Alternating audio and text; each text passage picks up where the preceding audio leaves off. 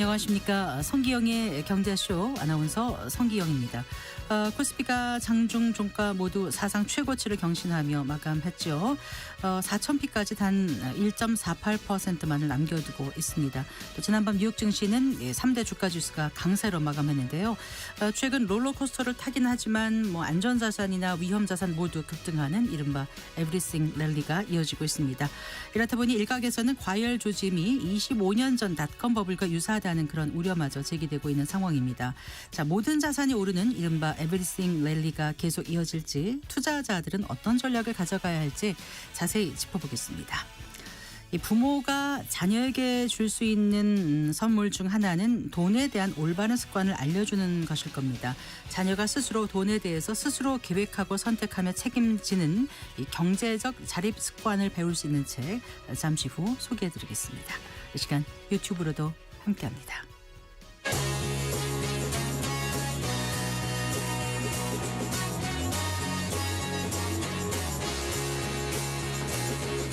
경제 시야를 넓혀드립니다.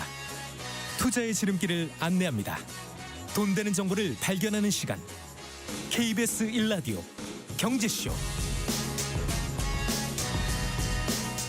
먼저 오늘의 주요 경제 뉴스 정리해드리겠습니다. 경제 뉴스 브리핑 손석우 경제평론가와 함께합니다. 어서 나오십시오. 네, 안녕하세요. 안녕하세요. 정말 많이 올랐습니다. 코스피 오늘. 네, 결국 3,900선 마저 돌파했습니다. 매수세가 그야말로 폭발하는 날이었습니다. 어제 하루 하락 마감했었죠. 그러니까 하루 쉬더니 지금 곧바로 반등에 나선 건데 코스피 오늘 2.5% 상승한 3,941.59에 거래를 마쳤고요. 코스닥도 1.27% 오르면서 883.08를 기록했습니다.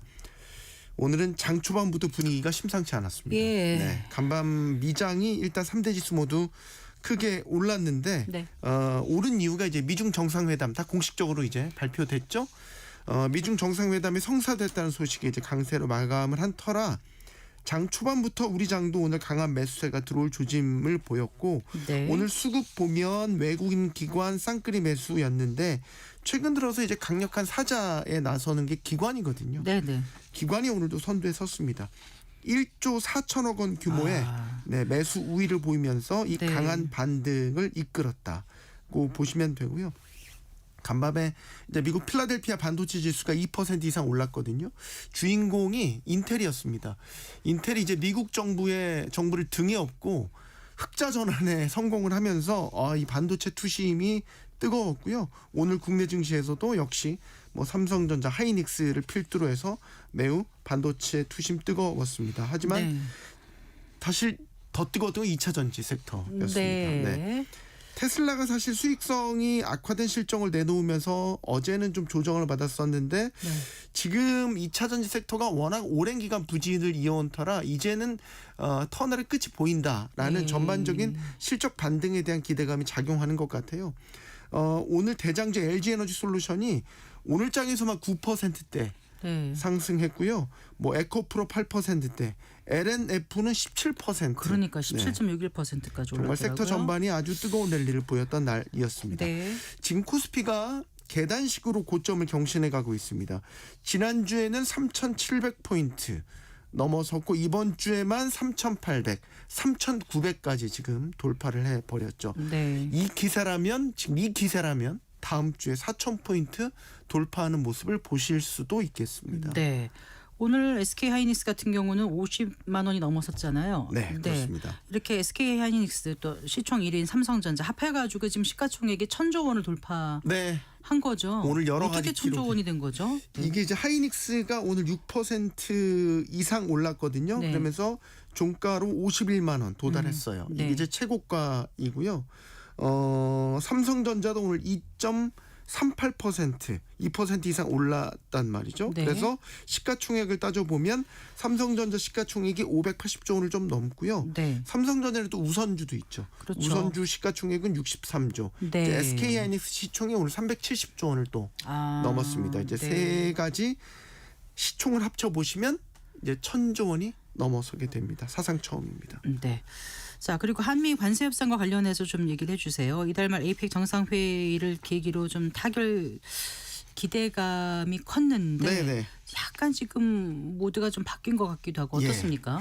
어제 타결 가능성 기대감 있다라고 말씀을 제가 어제 드렸던 기억이 나는데 이게 하루 사이에 또 분위기가 바뀌니까 이제 정말 끝날 때까지 끝난 게 아니다라는 말이 딱 들어맞는 상황인 것 같아요.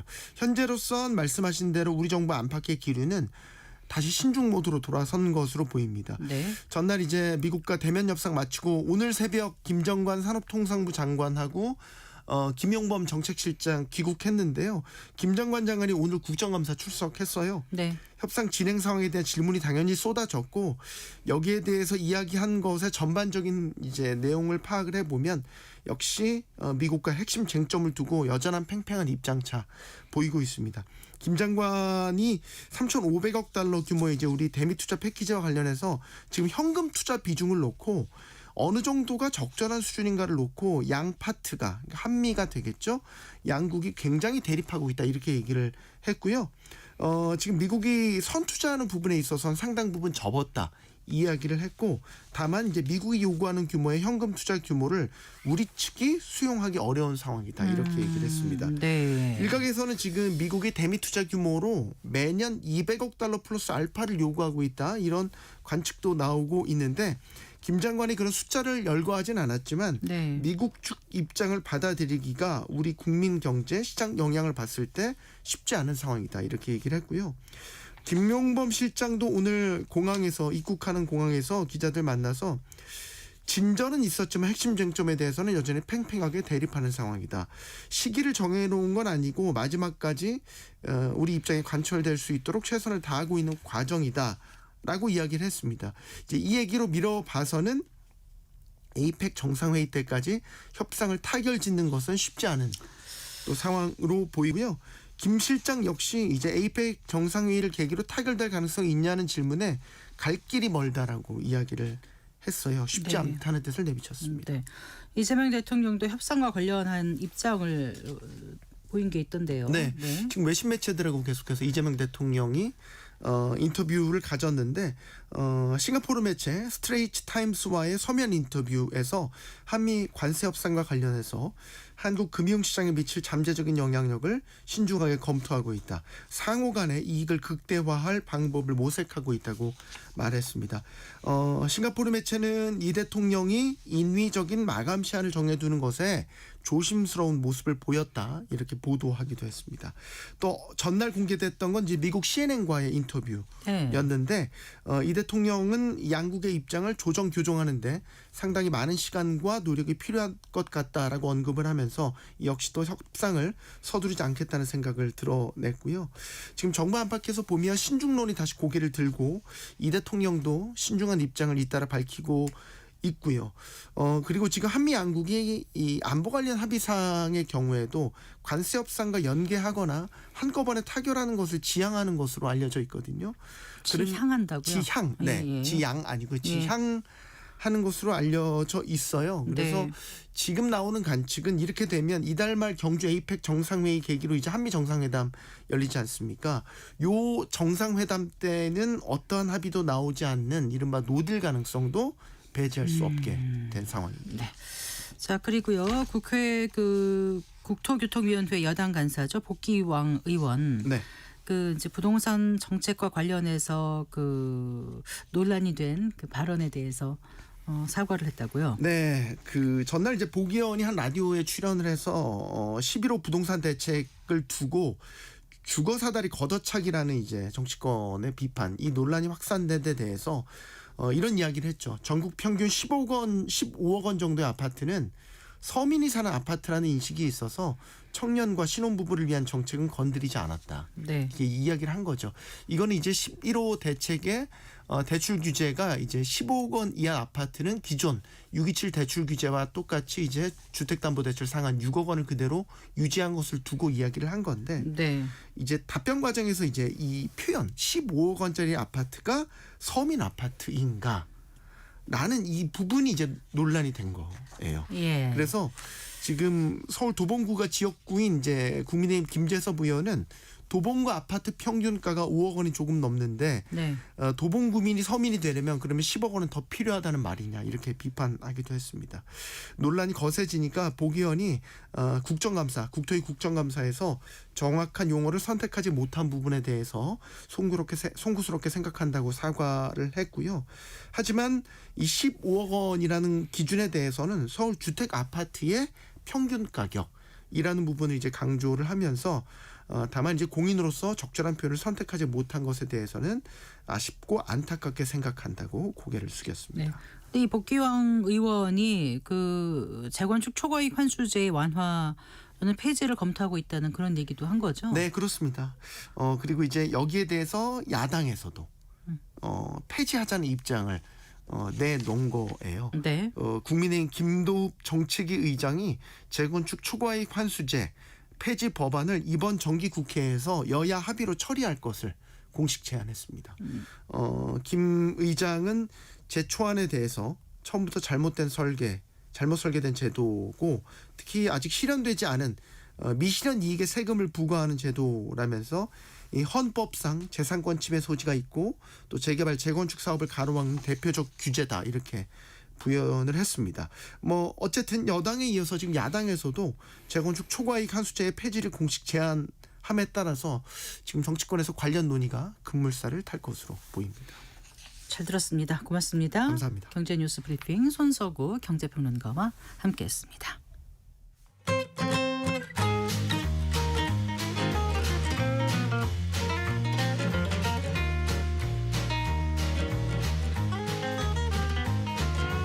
경제 맛집 투자 핫플. 지금은 돈 벌기 딱 좋은 시간. KBS 1라디오 경제쇼.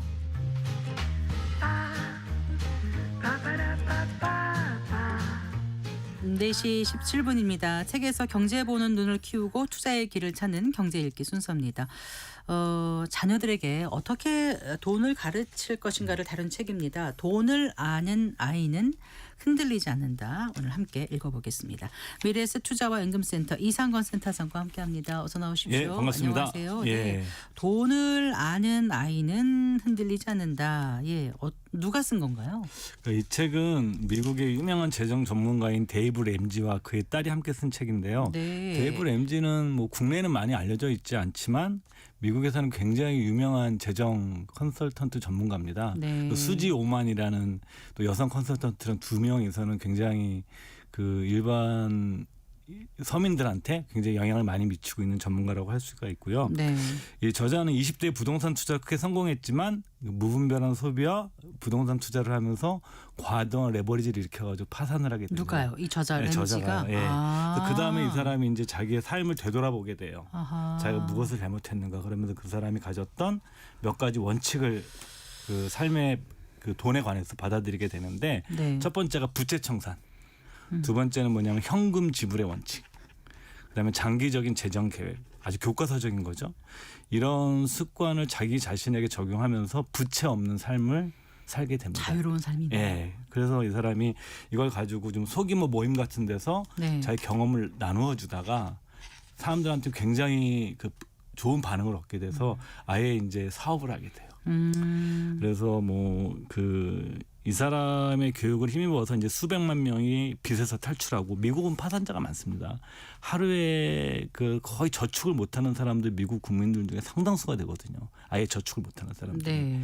그렇기 때문에 아까 말씀드린 것처럼 이 사람의 가장 중요한 돈 관리 원칙 중에 하나가 빚 없는 삶입니다. 빚 없는 삶. 네. 뭐 이 사람의 그 방송 프로그램도 굉장히 유명해요. 네. 더 램지 쇼라고 그래가지고 매주 2천만 명이 듣는 방송 프로그램입니다. 아, 미국에서 2천만 명이 예, 본다고요? 예. 듣는다고? 예. 네. 이 책은 이제 8가지 습관을 제시합니다. 노동, 소비, 저축, 기부, 예산, 부채, 자족, 그다음에 레거시. 레거시라는 건 뭐냐면 가족의 가치관, 정신적인 유산 이런 걸 얘기하는 건데 데이비드 램지 같은 경우는 굉장히 그 미국을 건설했던 초기 청교도들 있지 않습니까? 네네. 이 청교도 정신에 굉장히 투찬한 책이어서 이 책을 읽다 보게 되면 그런 느낌을 많이 받으실 수 있을 거예요.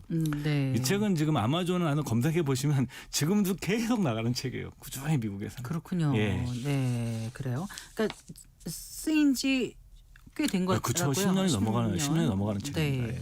이게 이제 돈을 아는 아이는 흔들리지 않는다라고 이제 우리가 이제 책의 제목을 그렇게 붙인 건데 원래 원제는 스마트 머니, 스마트 키즈. 예, 네. 그렇죠. 예. 네, 그런 거죠. 예.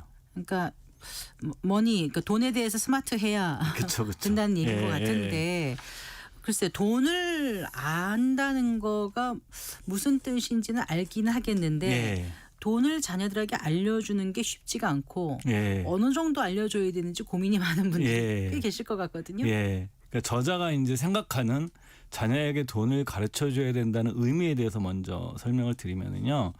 그러니까 돈의 본질을 아는 아이는 어떤 상황에서도 중심을 잃지 않는다.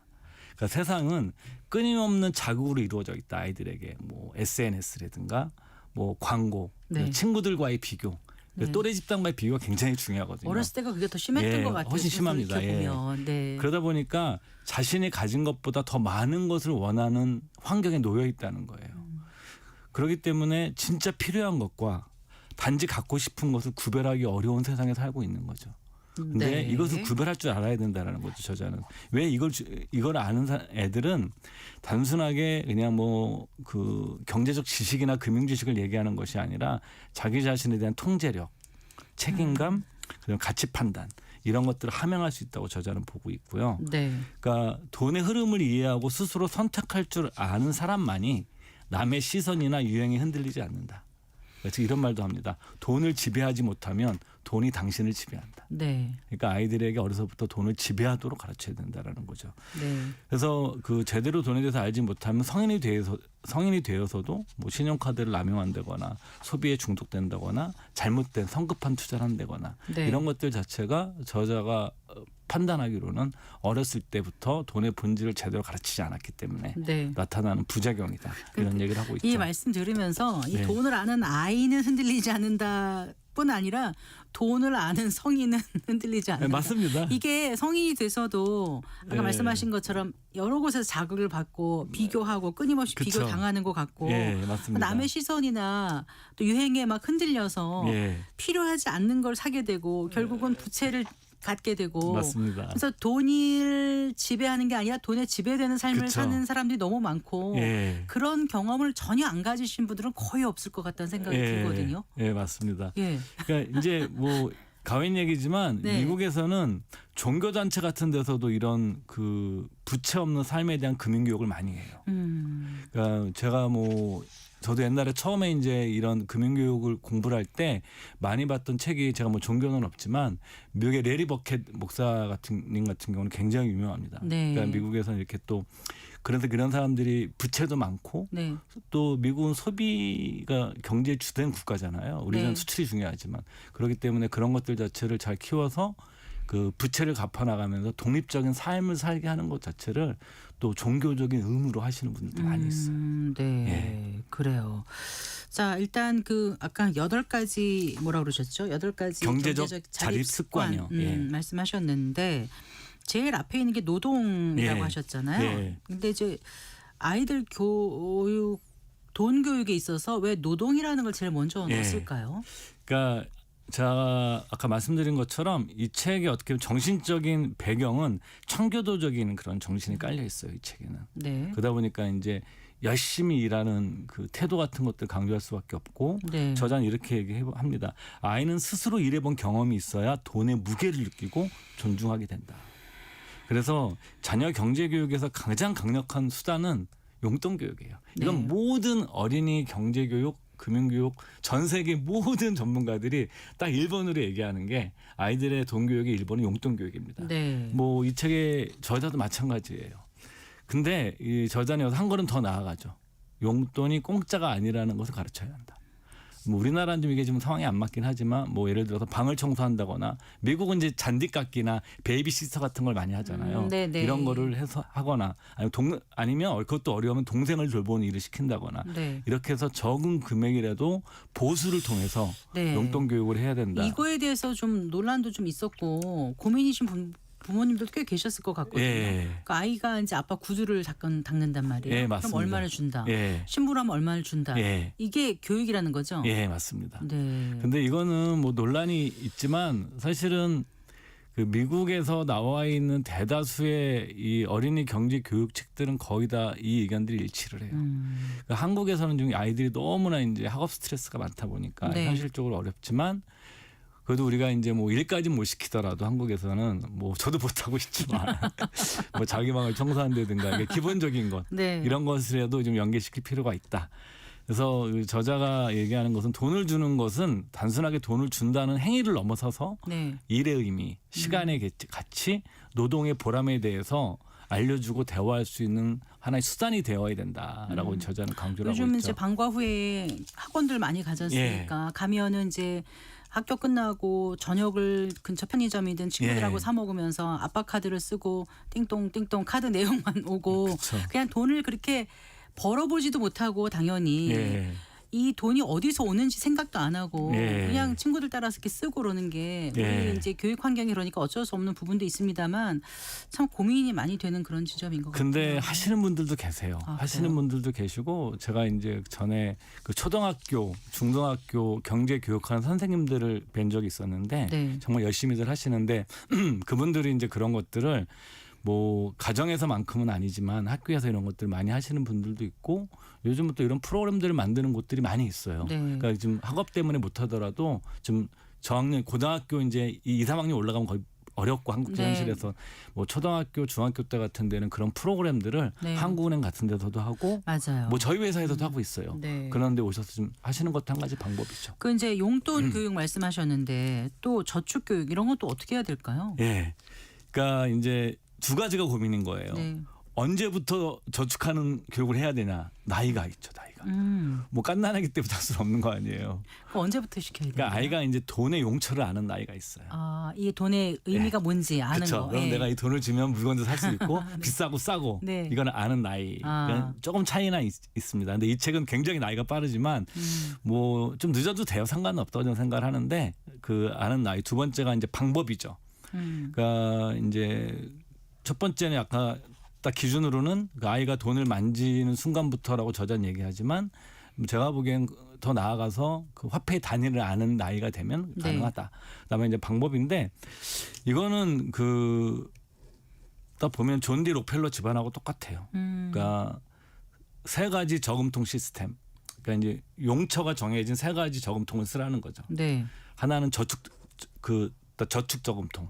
네. 두 번째는 소비 저금통. 네. 세 번째는 기부 저금통. 아, 기부가 들어가요. 네, 항상 들어갑니다. 이거는 아. 뭐 미국의 미책 말고도 제가 이제 국내 번역되어 있는 책들을 뭐 다는 아니지만 몇 권을 읽었는데 빠지지 않고 등장합니다. 어. 네, 빠지지 않고. 그럼 진짜 저금통 실물 저금통을 세 개를 만들라는 거예요? 그렇죠. 뭐 아. 그건 아니거나 요즘은 이제 뭐 통장으로 만들 수 있고 그건 이제 상황에 따라 다른데. 그 혹시 비율을 어느 정도씩 하라 이런 권고 사항도 있습니까? 여기서는 정확하게는 얘기는 하진 않아요. 그렇지만 뭐 대략 그 뭐 한 4대 2 정도가 적당하죠. 소비 저축 기부가. 예. 아. 이게 이제 그 뭐냐면은 록펠러 집안 같은 경우에는 30의 원칙이에요. 예. 그다음에 10%는 예비비. 네. 그러니까 이제 똑같아요. 저축을 하고 소비를 하고 기부를 하고 그다음에 존 디 록펠러 집안 같은 경우에는 주말마다 아버지가 용돈 기입장 검사를 했죠. 그래서 만약에 제대로 안 쓰면 네. 깎고 네. 잘 쓰면 인상해주고 그런 식으로 인센티브를 한 거죠. 네. 왜 이게 세 개를 나눠야 되냐면 이건 다 아시는 겁니다. 그러니까 저축은 미래를 위한 거예요. 네. 소비는 현재의 만족을 위한 거예요. 필요 충족. 예, 네. 기부는 타인에 위한 나눔의 가치를 의미하는 겁니다. 네. 근데 왜 기부가 또 중요하냐면 저도 뭐 저희 아이한테 소액이지만 하게 하고 있는데 왜 그러냐면은 돈의 힘을 알게 하는 방법이에요. 여러분들 사실 우리나라에서 2,000원 같은 경우에는 뭐 현금 2,000원 별로 쓸데 없잖아요 요즘 세상에. 그렇죠? 큰 걸 할 수가 없죠. 거의 예, 뭐. 네. 그렇죠. 2,000원인데 뭐냐면 2,000원이 아프리카 아이들한테는 몇 개의 식사가 될 수 있어요. 이게 돈의 힘이에요. 네. 어떤 사람에게는 그 돈이 그 삶에 미치는 영향이 굉장히 크기 때문에 네. 그래서 이 기부를 가르치는 것은 뭐냐면은 돈을 단순히 나를 위한 수단만이 아니라 세상을 선하게 바꾸는 도구가 될 수 있다는 걸 가르쳐야 된다. 아까도 말씀드린 것지만 이 데이비드 램지의 그 지적인 뿌리에는 그 미국식 청교도주의가 깔려 있습니다. 그런데요. 다시 또 여쭤볼게요. 너무 어린 나이부터 돈에 대해서 가르치면 아까 물론 이제 기부도 하고 하니까 네. 중요하긴 한데 네. 그래도 너무 돈을 많이 알면 좀 돈을 밝힌다 예. 이렇게 되는 게 과연 어느 정도까지 긍정적인 건지 이 문제에 대해서 혹시 저자가 얘기해 놓은 게 있는지도 있습니다. 궁금해요. 예. 이렇게 얘기를 해요. 돈을 이야기하지 않는 가정에서 자라난 아이는 나중에 돈을 감정적으로 대하게 된다. 아하. 돈은 그냥 인생의 에너지일 뿐이다. 오히려 지나치게 돈 얘기를 숨기거나 금기시하면 네. 오히려 아이들이 돈을 금단의 열매처럼 여기게 되고 네. 더 집착하는 경우도 발생합니다. 그럴 수도 있을 것 같아요. 네. 그러니까 처자 얘기는 그겁니다. 돈은 선도 아니고 악도 아니다. 네. 그러니까 우리가 어떻게 쓰느냐에 따라서 좋은 도구가 되기도 하고 네. 잘못 쓰게 되면 그 위험에 빠지기도 하는 수단일 뿐이다라는 거죠. 그래서 부모가 네. 오히려 아이들에게 뭐 100%까지는 아니더라도 솔직하게 대화를 하면서 아이의 소비와 저축 과정에 네. 같이 공유를 하게 되면 네. 아이들이 오히려 돈을 더 객관적으로 바라볼 수 있다라는 게 저자의 생각이죠.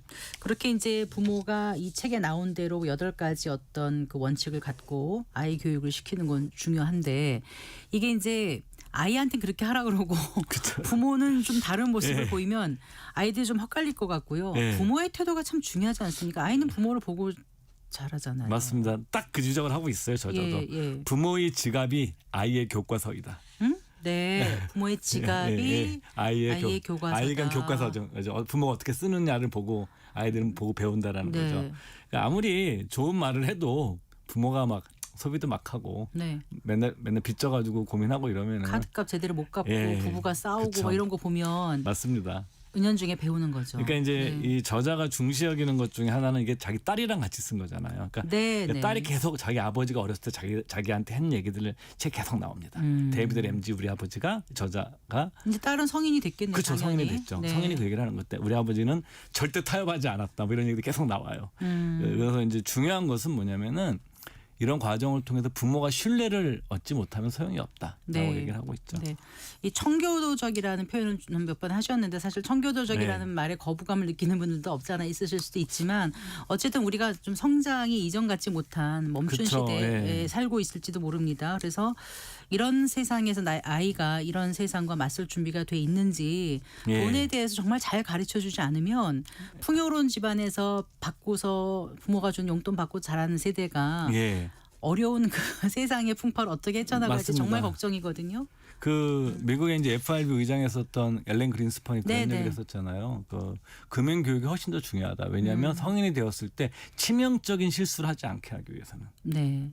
그러니까 제대로 된 금융 교육을 해야 된다. 네. 그러니까 뭐 성인이 돼서 굉장히 어려워지는 게 과도한 레버리지, 무분별한 소비 네. 뭐 이런 것들이 많거든요. 투자 광풍에 뛰어들기 뭐 이런 거요. 제 주변에 뭐 친구들도 제 비슷한 연배에 좀 어려움에 빠졌던 친구들은 거의 공식입니다. 뭐 100%는 아니지만. 네. 그래서 저자가 이제 했던 메시지 중에 끝으로 2가지만 소개해드리면 돈은 도구다.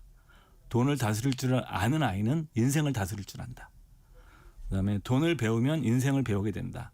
돈에 흔들리지 않는 아이는 세상에도 흔들리지 않는다. 네. 그러니까 이제 어떻게 보게 되면 어떤 분 너무 지나치게 자본주의적인 이 사고가 깔려 있다고 좀 비판하는 분도 계시겠지만 이게 사실 서구의 자본주의를 발전시키는데 사실은 그 청교도적인 정신이 큰 역할을 한 건 분명하거든요. 네. 종교를 떠나서. 그래서 여러분들께서도 한번 자녀 경제 교육에 관심 있으신 분들은 돈 교육에 관심 있는 분들은 한번 100% 그대로 적용할 수는 없지만 우리 네. 현실에 좀 많은 그 참고 생각할 거리를 주는 책이라고 할 수가 네. 있죠. 이렇게 좀 원칙을 지켜서 돈을 관리할 줄 알면 유행에 흔들리지 않고 시류에 흔들리지 않고 가치관이 흔들리지 않고 좀 단단하게 그렇죠. 자기를 지켜나갈 수 있을 것 같아요. 요즘은 또 그런 세상이 됐잖아요. 예, 잘 들었습니다. 고맙습니다. 예, 감사합니다. 네, 데이브 램지, 레이첼 크루즈가 같이 쓴 돈을 아는 아이는 흔들리지 않는다. 함께 읽어봤습니다. 미래에셋 투자반금센터의 이상건 센터장과 함께했습니다. 고맙습니다. 감사합니다.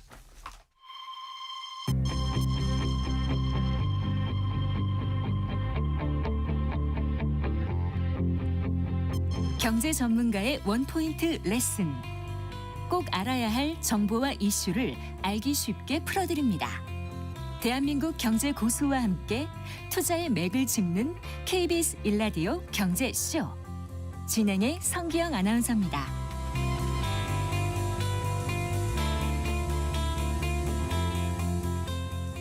네 시 35분입니다. 금값이 급락했습니다. 많이 올랐던 것일까요? 일각에서 뭐 또 더 이상 금도 안전자산이 아니다 이런 얘기까지 나오고 있는데 지금 거의 대부분의 자산이 급등하는 에브리싱 랠리가 이어지고 있는 가운데 버블이 아닌가 이런 우려도 조금씩 나오고 있습니다. 그런데요. 좀 과거와는 다르게 진행되는 자산 시장의 흐름인 것 같기도 해서요. 오늘 이런 상승장에서 투자자들 어떻게 대응해야 할지 자세히 살펴보는 시간 가져보겠습니다. 김광석 한양대 겸임교수 스튜디오에 모셨습니다. 반갑습니다. 안녕하세요. 안녕하세요. 자, 어제 그 금융통화위원회 그 얘기부터 해볼게요. 금통위 회의. 그 기준금리를 동결하기로 한 거잖아요. 네. 동결 배경을 좀 먼저 좀 살펴볼까요, 교수님? 일단 굉장한 딜레마에 빠졌을 거라고 생각합니다. 그렇겠죠. 예. 이제 큰 틀에서는 두 가지인 건데요. 물가 안정이라는 것 그리고 경기 안정이라는 것을 놓고 봤을 때는 그래도 금리를 인하해야 될 텐데 물가 상승률도 2%고 경제 성장률은 지금 0.9%니까 2.5%는 너무 높은 금리다 이렇게 되는 거예요. 근데 이쪽 오른편에 있는 금융 안정 예를 들면 환율을 고려하자니 금리를 인하할 수가 도저히 없는 거예요. 또 역시 부동산 서울 부동산 가격 안정화시키겠다고 지금 온 세상이 지금 날린 거예요. 정부가 이렇게 11호 대책까지 마련한 거예요. 그랬는데 금리를 인하해버리면 서울 부동산 더 튀는 거 아니냐.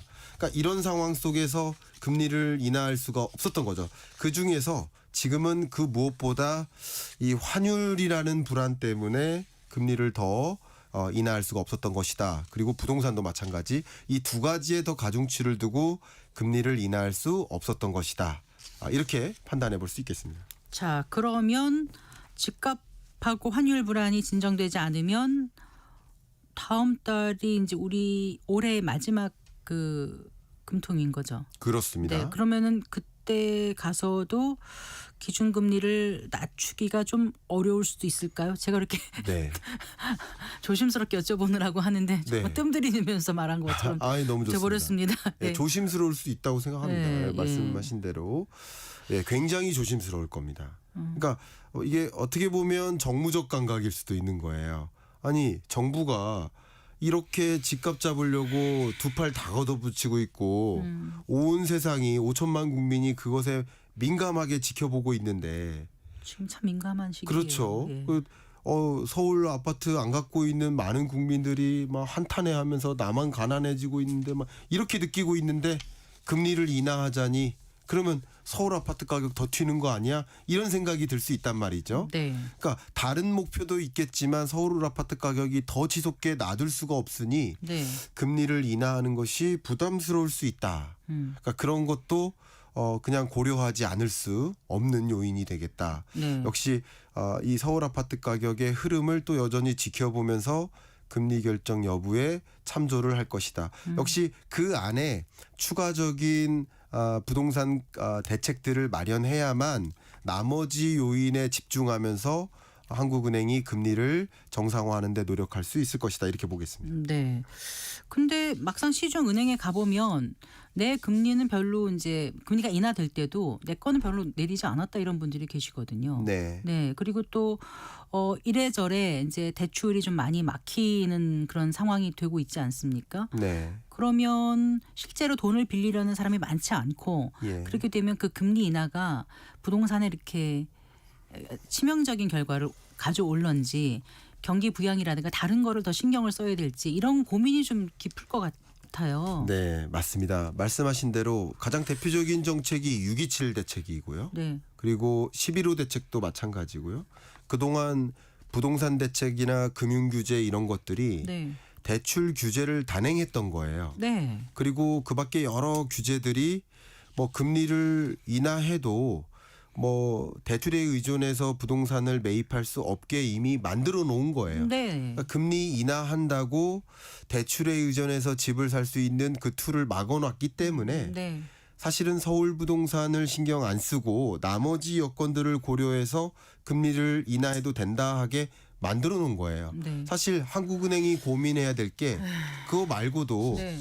물가 안정 여부와 경기 안정 여부도 봐야 되는데 언제까지 서울 아파트 가격만 보면서 사실 서울 아파트도 중요하지만 네. 지방 아파트 어떻게 할 거예요? 그러니까요. 지방 부동산. 네. 지금 미분양 부동산 또 악성 미분양 부동산 정말 난리도 아니거든요. 네. 그러니까 이런 것들도 가치 문제인데 언제까지 한국은행이 서울 아파트 가격만 지켜보면서 금리 인하를 미룰 것인가에 대한 고민을 하는 분들도 많습니다. 사실 이 금리가 이해관계가 갈려 있기 때문에 네.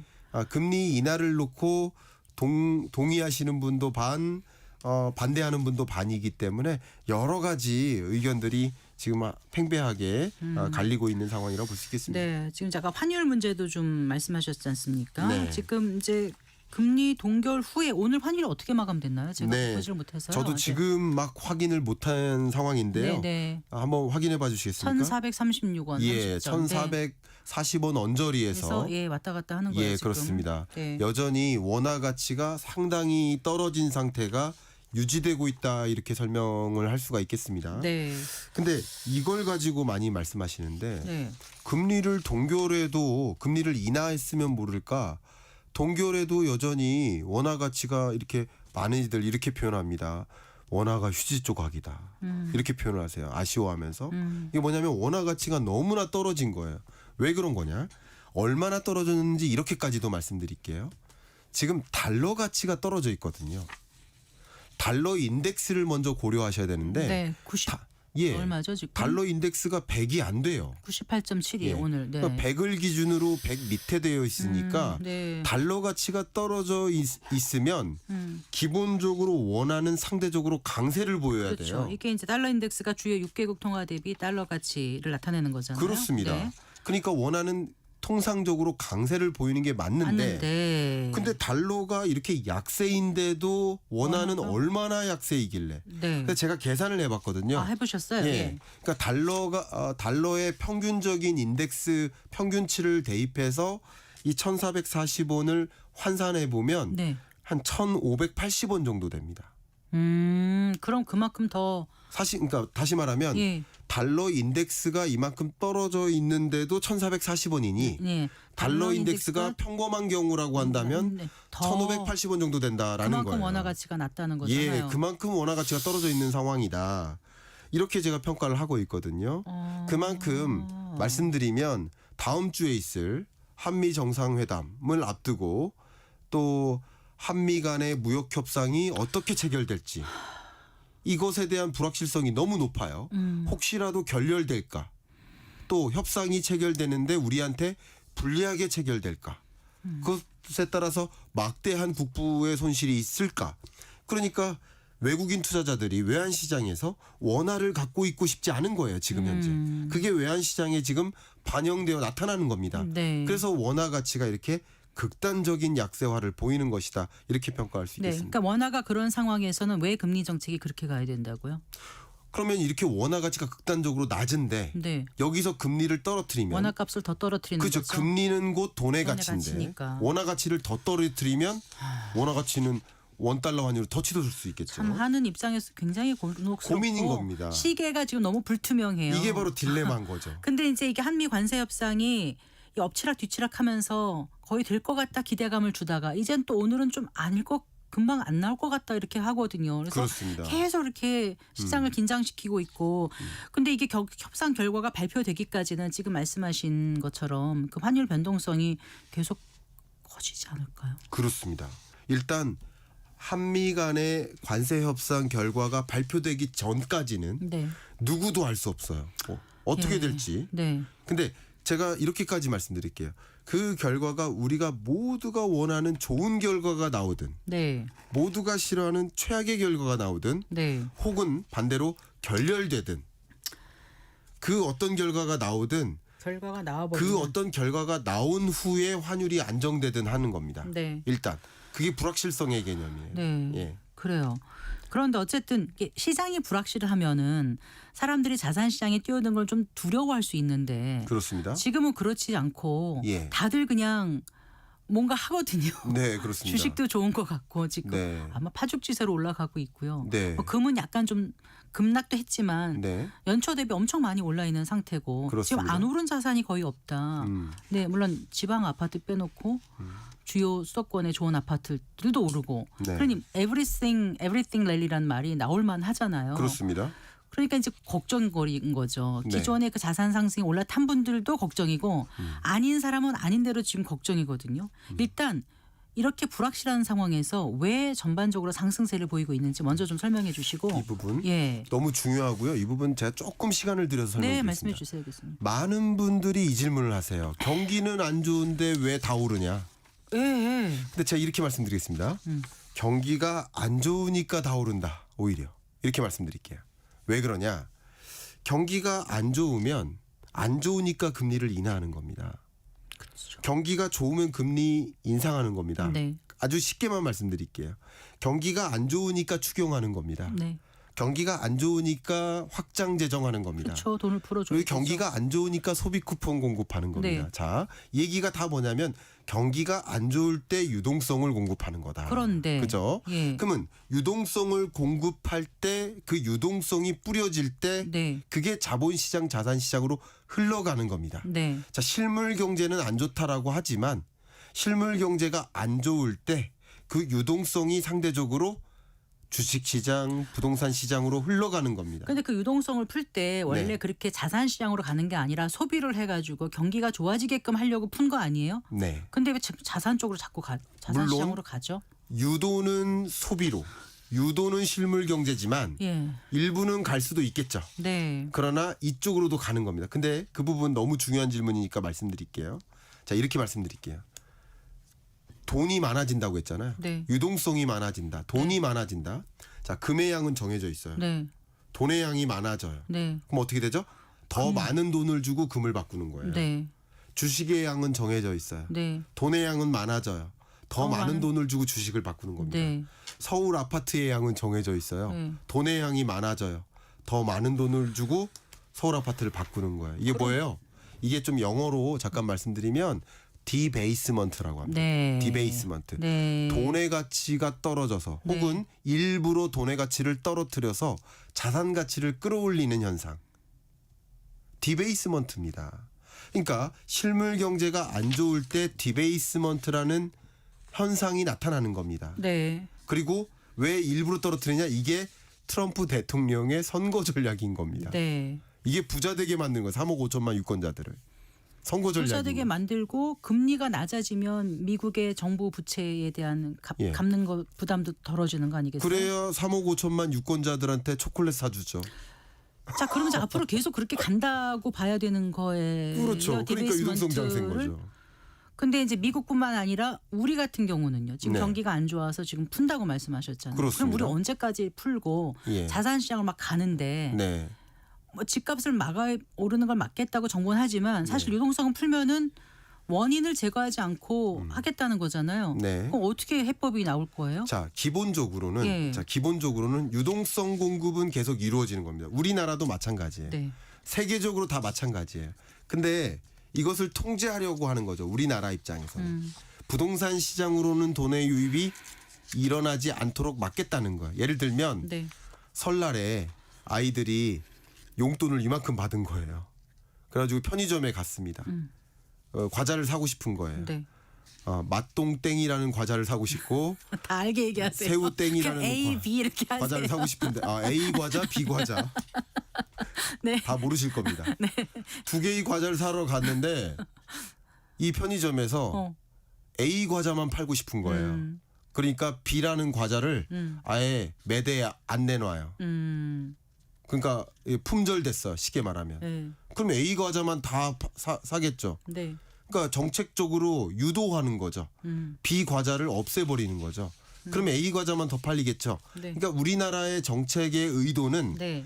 부동산으로의 돈의 유입을 막고 돈의 유입은 늘어나는 거예요. 설날에 용돈을 많이 주는 거예요. 그러나 다 살 수는 있는데 다 살 수는 있게 하지만 네. 부동산으로의 유입은 막고 주식으로의 유입을 늘리겠다. 이게 하나의 방향성인 거예요.